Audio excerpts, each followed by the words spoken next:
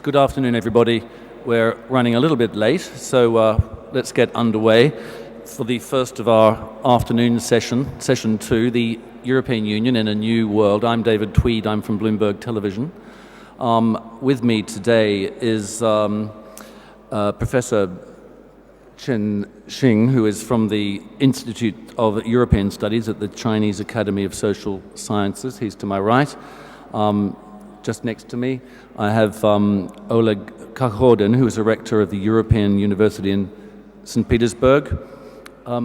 Immediately to my left, I have Miguel Maduro, who is the director of Global Governance Program here. And then we have President Pedro Pires, who is the former president of Cape Verde, and notably, he's the winner of the 2011 Mo Ibrahim Prize for Achievement in African Leadership and Excellence in Governance. And finally, to my extreme left, I've got Jan Zelonka, who's the president of European Politics at Oxford University. To begin with, Miguel Maduro is going to outline the topic for discussion in the two panels this afternoon, and specifically in this panel now.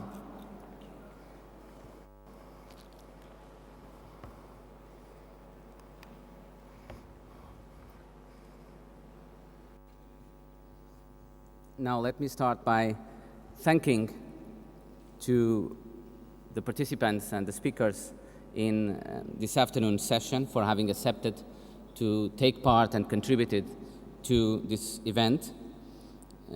I have to say that I'm not as well organized as the previous speakers, so I don't have really a PowerPoint presentation, but I have different types of slides. It's a little bit like the European Union, messy, confused, but hopefully effective in the end. So let me start by saying that this session will be organized around two themes that correspond to the two panels. What's new in the world and why does it matter for the EU is the first topic, while the second one is what EU for a new world. What is this new world? The world is changing. We constantly hear that. And the catchword for that change is globalization. But embedded in globalization, and also as a consequence of globalization, there is a rebalancing of power in the world. New states are emerging as key players. But this shift in the importance, in relevance, in power in the world doesn't affect simply the role of particular states, but even of regions. And to a certain extent, the expression that has been coined of the BRICS, that covers Brazil, Russia, India, China, and South Africa, in fact demonstrates a broader impact, regional impact, in terms of the consequences of globalization.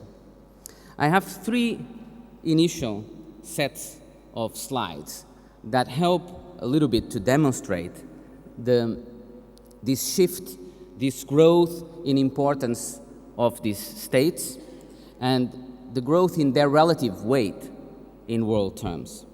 The first one refers to exports, and you can start seeing in relative terms the impact that, for example, this has in terms of the expected growth of countries such as China and India. And this growth in exports, and therefore in the relevance in terms of trade of these countries, is also measurable in terms of growth of their GDP per capita. If you look at it from the 1950s, again, you witness the same phenomenon. And moreover, this is in perspective terms too. It will become even more relevant.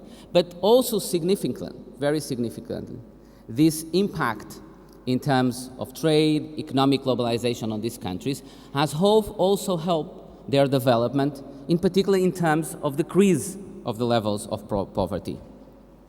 And this is the final animated slide that I have that demonstrates that, and it's, in my view, one of the most remarkable and interesting ones to witness and to see. Notice particularly China the decrease in the levels of poverty of China that we've witnessed in recent years. Now, this impact is also then visible in terms of the relationship and the interdependence, economic interdependence in particular, between these countries and the European Union. And you can see the growth in terms of imports from these member states in the European Union. This is particularly visible in terms of imports, but is also the case, and increasingly so, in terms of exports. Now, so the focus, to a large extent, of this session has to do with the impact that these changes have in the world, and particularly in the European Union position in the world. One first issue is to determine what do these states, for example, what the BRICS, but other states, these emerging powers in the world, have in common. They have a growing political and economic importance and development, and they are increasingly assertive of that power. They are assertive of that power, for example, in terms of wanting to have an increased weight in international organizations. But they are also very different. They are different with respect to the rates of their development, and that was also visible in the images that I've shown you. They have also different economic and political models, and they, in many areas, have different strategic interests. One of the main focus of this session, therefore, is understanding better these emerging powers and the impact that has for the European Union, and also their relationship with the European Union. In this context, the European Union has expressed a will and has in fact stated that it wants to develop and is developing strategic partnerships with these different states. But one of the issues that must be discussed in these two panels is the extent to which these strategic partnerships have been successful or not, and the extent to which suggestions can be put forward on how the European Union should pass those strategic partnerships from the level of rhetorics to concrete implementations and cases of success. Another issue has to do with the impact of the current crisis that the Union faces, and that was discussed this morning, on the role of the Union in external affairs. The internal crisis of the European Union is also affecting its external image. But one interesting thing that is also important to notice is that the external image of the European Union has never been as good as the European Union often thinks of, or at least presents in its own internal narrative. One remarkable thing is to look at public opinion surveys in BRICS countries on the European Union. And in general, the image of Europe is rather negative in the public opinions of these member states. So we can, to a certain extent, detect a contrast between how the European Union presents itself as a global actor,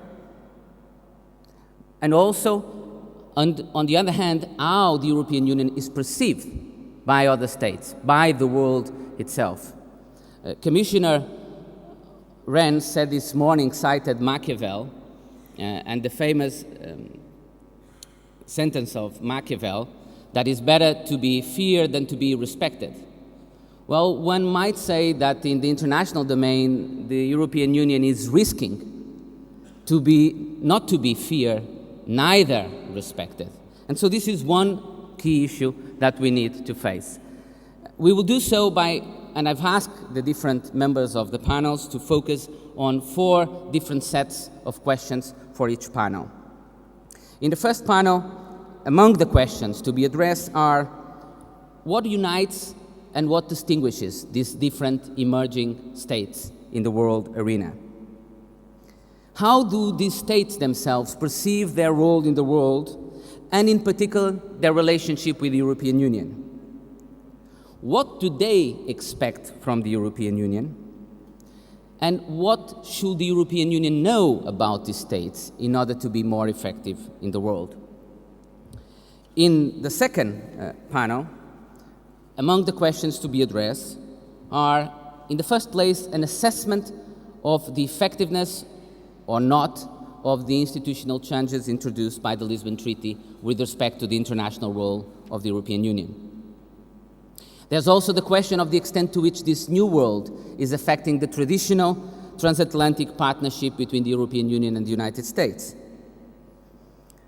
And how to explain the contradiction that I noticed between how the European Union perceives itself as a global actor and the perspective that the world itself has on the European Union. And finally, in the context of the crisis of European integration, to which extent can the Union still present itself as a model for the world on how to balance competition and cooperation among states? So the expectation is that the panels will cover some of these questions, but naturally all speakers are free, and in fact I expect them to do so, to address many other issues. Thank you very much.